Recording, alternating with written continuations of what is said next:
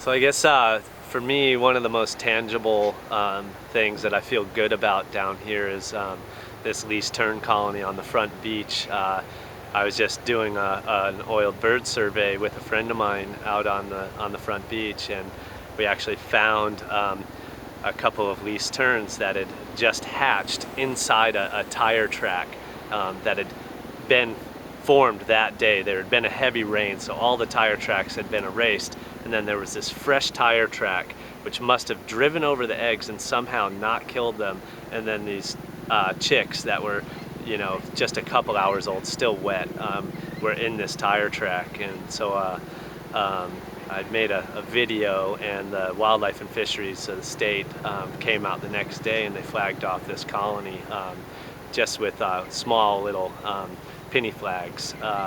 And then 3 days later, I went back to film these chicks to kind of tell this feel-good story, and they had actually been driven over again and killed by the cleanup crews.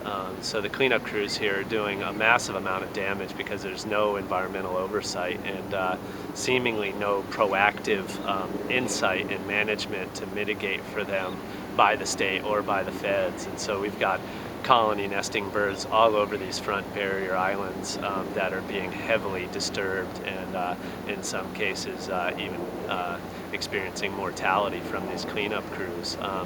But right now we've got these least tern colonies.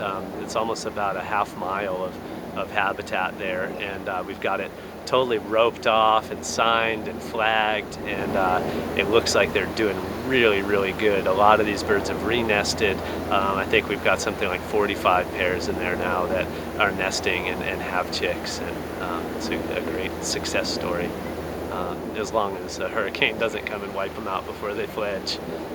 But regardless, they're going to have this oily water to forage in, so it's going to be an uphill battle for them for sure.